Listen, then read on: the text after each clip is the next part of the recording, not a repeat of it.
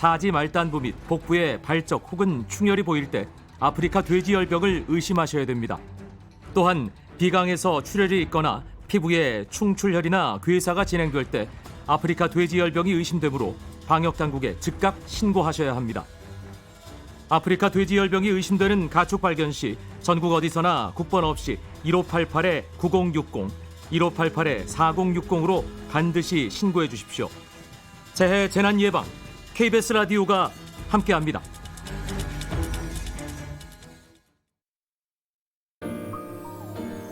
대한민국 중심 채널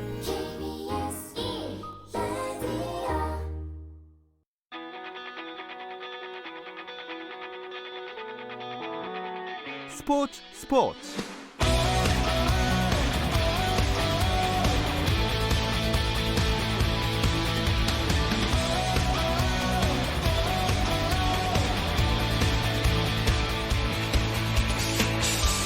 스포츠가 있는 저녁 어떠신가요? 아나운서 김종현입니다. 오늘 하루 스포츠계를 돌아보는 스포츠 타임라인으로 김종현의 스포츠 출발합니다.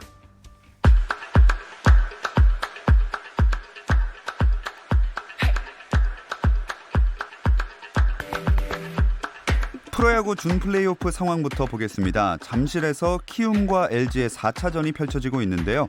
더 이상 물러설 곳이 없는 LG, 그리고 더 높은 곳을 원하는 키움의 맞대결. 키움에서는 최원태를 선발로, LG에서는 임찬규를 선발로 임찬규 카드 내세우면서 맞불을 놨습니다. 하지만 양팀 선발 투수들은 오래 버티지 못하고 내려갔고요. 두 팀은 마운드 총력전을 펼치고 있습니다. 현재 경기가 5회 말 진행 중이고요. 점수는 5대3 LG가 앞서 있습니다. 메이저리그에서는 LA 다저스가 디비전 시리즈에서 탈락해 4년 연속 챔피언십 시리즈 진출이 좌절됐습니다. LA 다저스는 홈 경기로 열린 워싱턴 내셔널스와의 디비전 시리즈 5차전에서 1회 먼시, 2회 에르난데스의 홈런이 터지는 등 7회까지 3대1로 앞섰지만 구원 투수로 나선 커쇼가 8회 연속 타자 홈런을 얻어맞아 동점을 내줬고 연장 10회 켈리가 만루 홈런을 허용해 7대3으로 패했습니다. LA 다저스는 시리즈 전적 2승 3패로 워싱턴에 밀리면서 예상과 달리 조기 탈락했고 류현진도 올 시즌을 마감했습니다. 또 다른 내셔널리그 디비전 시리즈에서는 세인트루이스 카디널스가 애틀랜타와 최종 5차전에서 13대1 대승을 거두고 5년 만에 챔피언십 시리즈 무대에 올랐습니다. KBL 프로농구 경기도 하나 열리고 있습니다. 아직 첫 승을 신고하지 못한 고양 오리온과 부산 KT가 자존심을 건 맞대결을 펼치고 있는데요. 현재 한 점 차입니다. 부산 KT가 74대 73으로 근소하게 앞서 있습니다. 한국 여자 프로골프 투어 메이저 대회인 하이트진로 챔피언십에서 세계 랭킹 2위 박성현이 국내 최강 최혜진과 함께 4언더파로 첫날 공동 선두에 올랐습니다. 박성현과 함께 국내 대회에 나선 세계 랭킹 1위 고진영은 1언더파를 쳐 선두와 3타차 공동 12위로 무난하게 출발했고 한국 프로골프 제네시스 챔피언십 1라운드에서는 이수민이 보기 없이 버디만 6개 잡아내며 2위와 한타차 단독 선두로 나서 2주 연속 우승을 노리게 됐습니다.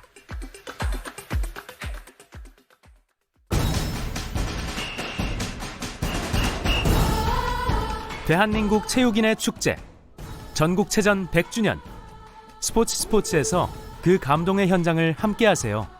김종현의 스포츠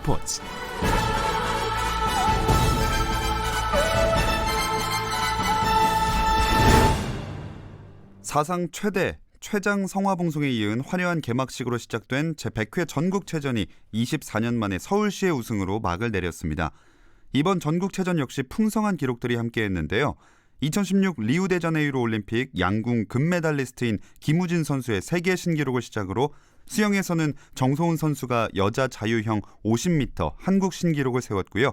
박태환 선수는 남자 자유형 200m 또 400m, 개영 800m 등에서 우승을 차지하면서 전국체육대회 통산 38개의 금메달을 목에 걸었습니다.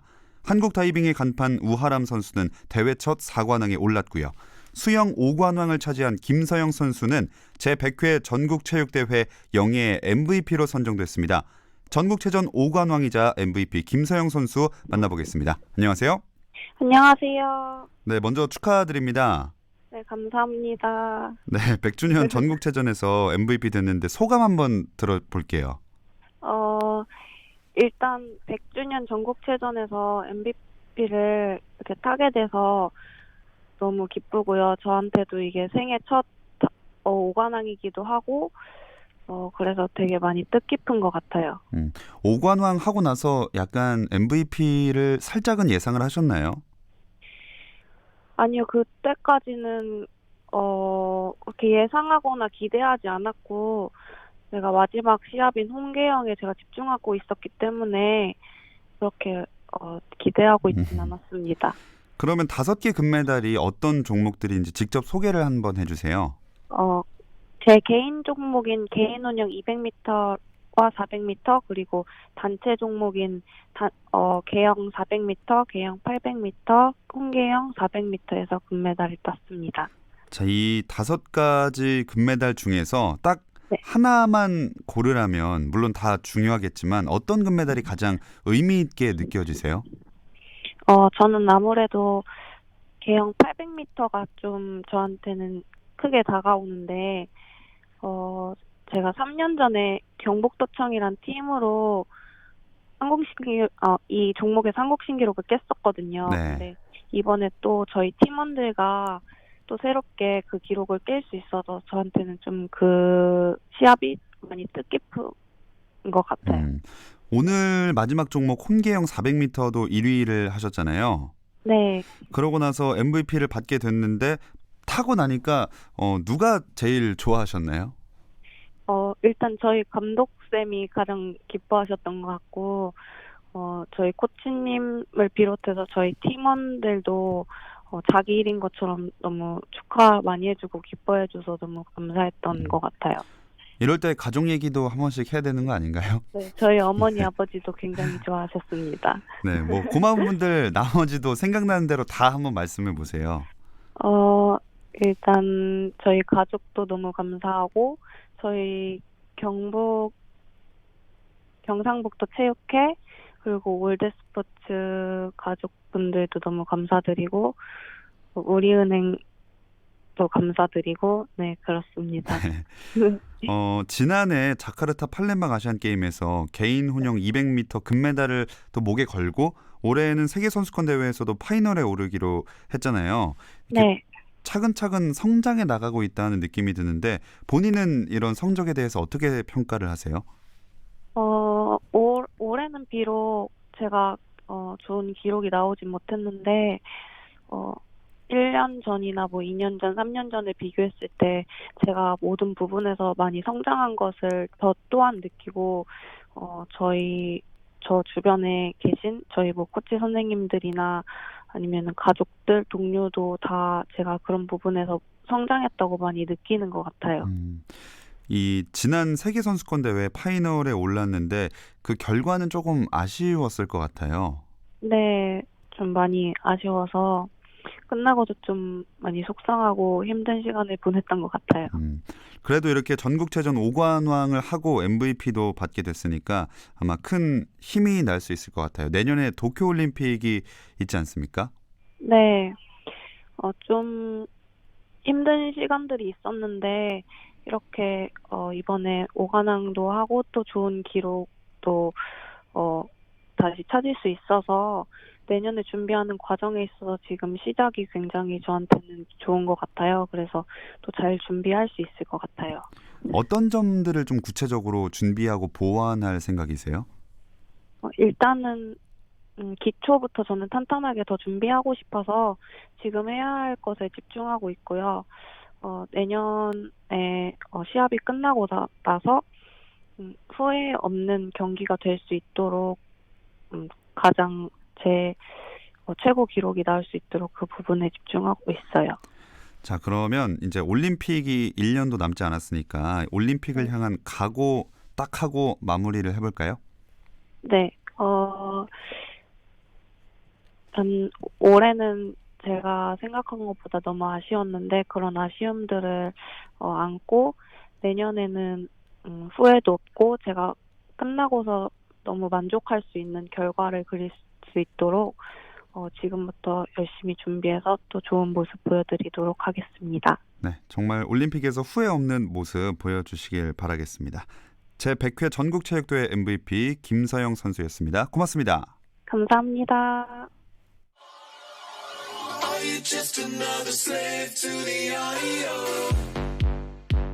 국내 유일 스포츠 매거진 라디오 김종현의 스포츠.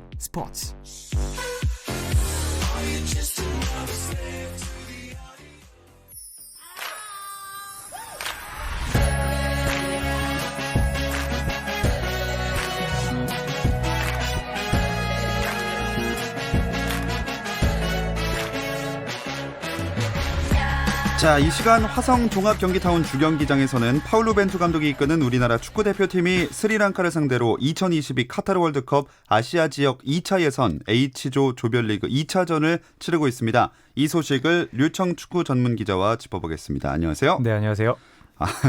이 편안한 마음으로 지켜보게 되네요. 네, 사실 경기 전까지는 아무리 예. 스리랑카가 피파 랭킹 202위지만 지난 그 2차 예선 두 경기에서는 2패지만 3골밖에 내주지 않았거든요. 네. 그리고 당연히 한국 원정을 와서는 엄청난 밀집 수비를 펼칠 것이기 때문에 벤투 감독이 이런 부분에 대응을 잘하지 못했었고 설마 홈에서 예. 손흥민을 내고도 어려운 경기를 하는 게 아니냐라는 예. 얘기가 있었는데 지금 전반 38분이 지나가고 있는데 벌써 4골을 넣었고요. 네. 손흥민 선수, 김신욱, 황희찬, 김신욱으로 이어지는 3톱이 4골을 만들어내면서 말씀하신 대로 좀 편안하게 경기를 보고 있습니다. 네, 제가 스포츠 시작할 때 오늘 3대 0이었는데 이 시간이 되기까지 벌써 한 골이 더 들어가서 4대 0이 됐습니다. 이런 경기는 확실히 선제골이 빨리 터져야 쉽게 갈 수 있는 것 같아요. 네, 하여튼 이 팀들도 사실 한국을 이기겠다고 나오진 않았을 거예요. 네. 그리고 조금 내주고 지면 최고고 비기면 정말 기적이다. 이렇게 생각을 하고 왔기 때문에 사실 이런 믿음은 시간이 가면 갈수록 강해지거든요. 예. 10분밖에 안 남았는데 0대 0이네. 정말 비겨볼까? 이러면 또 한국 선수들은 쫓기면서 어려운 경기를 하게 되는데 오늘은 손흥민 선수가 주장 완장에 걸맞게 토트넘 호스퍼 주전 스트라이커에 걸맞게 전반 10분 만에 네. 쉽지 않은 상황이었는데 너무나 침착하게 골을 차넣으면서 그 뒤로 20분 동안 3골이 더 쳐졌습니다. 그렇습니다. 그리고 스리랑카는 저희가 알기로 아직까지 슈팅을 하나도 기록하지 못한 상황이고요. 스리랑카를 상대로 해서 벤투 감독이 사실 선발진을 어떻게 구성할까 이것도 궁금했거든요. 손흥민 선수는 안 썼으면 좋겠다는 모두의 바람이 있었지만 벤투 감독은 경기 전날 벤투화법을 구사하면서도 이것만은 확실하게 얘기할 수 있다. 손흥민은 무조건 뛸 것이다. 네. 라고 얘기를 했고요. 일부 언론에서는 무조건 뛴다고 했지만 선발인지 교체인지 얘기하지 않았다. 라고 말하긴 했는데요. 제가 보기에는 벤투 감독이 나온다고 하면 무조건 선발이기 때문에 그렇습니다. 그런 좀 기대라고 할까요? 그런 건 없었지만 다만 이렇게 손흥민 선수가 전반에 4골이 터지고 자신도 골맛을 보면 제가 봤을 때는 벤투 감독이 빠른 시간에 뺄 수도 있을 것 같아요. 사실 손흥민 선수가 15일에 있는 북한과의 경기를 앞두고 컨디션 조절도 중요한 상황이거든요. 예. 물론 쉬는 것도 중요하지만 발끝을 날카롭게 하는 것도 중요한데 일단 골을 넣고 팀도 이기고 있기 때문에 제 바람으로는 이 방송이 끝날 때쯤에는 손흥민이 교체됐다는 소식이 들려왔으면 좋지 않을까 생각해 봅니다. 네, 이 방송 끝날 때쯤이면 아마 후반전이 막 시작할 때쯤이 되지 않을까 싶은데 네. 빠져서 이제 쉬고 있는 모습을 보면 좋을 것 같습니다. 이렇게 가다가는 센츄리 클럽을 너무 빨리 가입할 것 같아요. 네. 사실 이 손흥민 선수 출전에 관련해서는 정말 누누이 얘기가 나오지만 그래도 항상 선발 출전을 하는 거 보면 조금 팬들 입장이나 이런 좀 아쉬움이 남을 수밖에 없는 것 같아요. 벤투 감독은 이 모든 걸 좀 과정으로 생각하는 것 같아요. 지금은 좀 쉽게 이길 수 있고 사실 스리랑카는 해외파를 한 명도 쓰지 않고도 이길 수 있는 게 사실이잖아요. 그렇지만 어쨌든 손흥민이 없이 월드컵에 간다는 걸 생각할 수 없기 때문에 최종 예선과 월드컵 본선까지 본 이 조금은 완고한 벤투 감독의 고집이 계속 이어지는 것 같습니다. 네, 그리고 또 평양에서 있을 이 북한전을 앞두고 선발을 맞춰보고 예열을 하는 경기이기 때문에도 더 나온 것 같기도 하고요. 사실 벤투 감독은 스리랑카전만 생각한다고 얘기를 했어요. 근데 아무도 그렇게 생각을 하지 않았을 거고 듣는 저도 스리랑카전에 어려운 경기를 하면 더 안 좋아지는 것이 지금 2연승을 하고 있는 북한이거든요. 북한이 아무리 한국보다 한 수 아래라고 해도 우리가 원정 경기를 치르고 비기거나 혹시나 지고 돌아온다면 2차 예선부터 정말 더 어려운 경기를 할 수가 있기 때문에 벤투 감독은 말씀하신 대로 이 경기에서 조금은 부담 없이 발을 맞춰봐라. 그리고 골을 많이 터뜨려봐라. 이런 배려 아닌 배려를 좀 한 것 같습니다. 네. 일단 공격진은 전부 다 골맛을 봤고요. 이왕 이렇게 되는 거 미드필드진까지 싹 다 좀 득점을 했으면 좋겠다는 바람이 드네요. 근데 벤투 감독이 4-1-3-2 포메이션을 항상 내세우다가 네. 오늘은 스리랑카전을 맞아서 3톱을 내세웠거든요.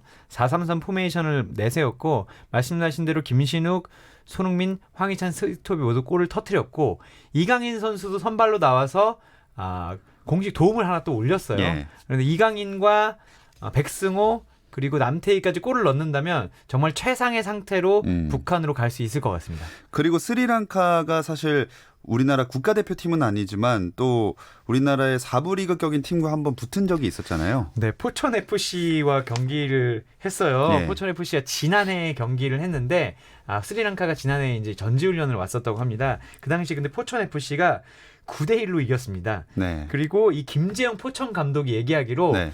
전력은 아무리 잘 봐줘도 K3 베이직 그러니까 리그가 이어져 있지는 않지만 굳이 이야기한다면 5부 리그 정도의 수준이다. 한국이 아주 쉽게 이길 수 있을 것이다 라고 얘기를 했는데 김재영 감독의 말이 사실인 것으로 드러났고요. 네. 그 당시에 뭐 스리랑카가 조절을 한 건 아니구나 이렇게 좀 보고 있습니다. 그렇죠. 그 경기 인터뷰를 보고 나서도 사실 그때는 맞불을 놓았기 때문에 그럴 수 있고 오늘은 밀집 수비로 나오니까 양상이 다를 수도 있을 것이다라고 생각을 했지만 지금 이제 전반 43분 30초가량이 흘렀는데 4대 0으로 거의 압도하는 반코트 게임을 보여주고 있습니다. 지금까지도 스리랑카가 슈팅을 좀 하지 못했고 네. 앞에 있는 스리랑카 10번 선수가 다른 선수들보다는 잘하는 것으로 보이지만 네. 이 선수가 공을 잡는 것보다는 오히려 전방에서 수비를 지휘하는 보통 축구에서는 볼 수 없는 원래 골키퍼가 이제 수비를 지휘하잖아요. 네. 그런 모습을 보여주고 있고 이런 상황으로 선수들이 방심하지 않고 계속 나간다면 정말 슈팅을 주지 않고도 끝날 수 있는 그런 좋은 흐름인 것 같습니다. 네, 그런데 경기 전에 살짝 걱정됐던 게 하나 있다면 그 스리랑카 선수들도 그렇고 우리 선수들도 날씨가 갑자기 좀 추워졌잖아요. 네. 그래서 이게 영향이 있지 않을까 했었거든요. 사실 그 영향은 한국 선수들보다는 네. 스리랑카 선수들이 많이 느꼈을 거라고 봐요. 그리고 이제 훈련을 할 때 기자들이 찾아갔는데 스리랑카 선수들이 조금 벌벌 떨면서 반팔을 입고 있었다고 합니다. 근데 스리랑카 이 콜롬보가 네. 평균 기온이 27도래요, 연중. 그러니까 거의 이 초여름 날씨가 이어지는데 반팔을 입고 있었던 이유는 추운 날씨에 적응하기 위해서 그래요? 하거든요. 사실 우리는 그냥 옷 하나 걸치면 된다라고 생각하지만 평균 27도에 있던 선수들이 낮 기온은 아침 기온이 10도 정도로 떨어지면 엄청나게 추위를 느낄 수 있을 것이고 하긴, 지금도 사실 이 타이즈를 다 입었잖아요. 네네. 그래서 상당히 추울 겁니다. 그렇습니다. 적응할 땐 반팔로 했는데 경기할 땐 타이즈를 거의 대부분의 선수들이 하고 나온 스리랑카고요. 추가 시간은 5분이 주어집니다. 그리고 지금 프리킥 올렸을 때 또 한 번 들어갈 뻔했는데 김민재 선수가 헤더로 밀어봤지만 골문을 살짝 벗어났습니다. 자, 화성. 지금 경기가 펼쳐지는 곳인데 우리 대표팀 그리고 손흥민 선수에게는 꽤나 좋은 기억이 있는 곳이에요. 네, 손흥민 선수가 국가대표 경기를 나와서 해트트릭 한 적이 이제 거의 없는데 2015년 11월 17일에 이 화성 종합 경기 타운에서 라오스와 경기를 했어요. 근데 그 라오스와의 경기도 지금처럼 2018 러시아 월드컵 2차 예선전이었거든요. 그 당시에 자신의 12, 13, 14홀 골을 연속으로 터뜨리면서 손흥민 선수의 해트트릭을 기록한 좋은 기록이 있습니다. 물론 손흥민 선수가 제가 앞서서도 얘기했지만 후반에 안 뛰길 바라지만 오늘 이 정도로 지금 뛰면 해트트릭도 터뜨릴 수 있을 것 같습니다. 네. 마음 같아선 남은 추가 시간 4분 동안 2골 더 넣고 그다음에 후반에 빠졌으면 좋겠네요. 자, 우리나라는 이렇게 스리랑카랑 경기를 펼친 후에 이어서 북한전을 갖게 되고요. 또 다른 아시아 지역에서도 카타르 월드컵 2차 예선들 이어지겠네요. 네. 베트남 같은 경우에 지금 뭐 죽음의 조에서 좀 경기를 하고 있고요. 중국 같은 경우에도 같은 조에서 대결을 하고 있기 때문에 뭐 물론 지금 이제 3, 4차전 뭐 경기를 덜 치는 나라들은 2, 3차전을 치르게 되지만 지금 기조를 잘 잡아야 승점을 잘 쌓을 수 있을 것 같습니다. 자, 그리고 또 유럽에서는 유로 2020 예선들도 이어지죠? 네, 이거 중요한 경기들 좀 열리는데요. 11일에 잉글랜드와 체코가 A조 1, 2위인데 두 팀이 이제 경기를 벌이고 두 팀의 승점 차가 3점 차이기 때문에 잉글랜드가 체코에 잡히게 되면 자칫하면 체코에게 조 1위를 내줄 수 있는 상황입니다. 12일에는 노르웨이와 스페인이 경기를 벌이는데 이 경기는 주목할 것이 스페인이 F조에서 전승을 거두고 있어요. 스페인이 과연 전승을 이어갈 것인가 이 부분이 지금 관심사로 떠오르고요. 14일에 중요한 두 경기 걸립니다. B조에서 1, 2위를 다투고 있는 우크라이나와 포르투갈이 대결을 벌이는데 사실 우크라이나가 1위고 포르투갈의 승점 5점이나 앞서 있습니다. 예. 이 경기를 만약 우크라이나가 잡게 된다면 포르투갈이 남은 경기에서 우크라이나를 잡기가 어려워지는 상황이 되고요. 그리고 H조에서 1, 2위를 다투고 있는 프랑스와 터키가 맞대결을 하는데 두 팀이 승점 차가 없습니다.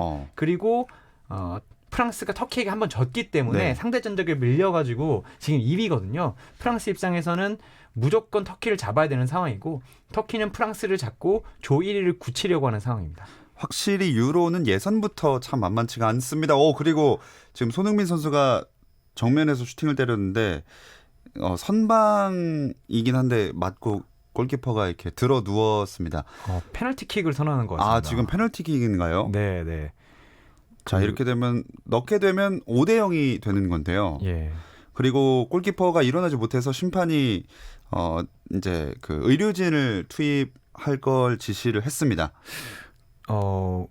지금까지 벤투호가 가장 많이 골을 터트린 것이 지난해 11월에 우즈베키스탄과의 경기였었거든요. 예. 그 당시 이제 4대 0으로 이겼었는데 지금 아마 이제 손흥민 선수가 찰 것으로 보이는데 만약 PK라면 그러면 전반전에만 그 기록을 넘어서게 돼서 팬들이 이제 벤투 감독은 공격 작업을 답답하게 한다라는 이 명제를 예. 조금 깰 수 있을 것 같습니다. 그렇습니다. 오늘 경기 시원하게 더 많은 득점이 나왔으면 좋겠습니다.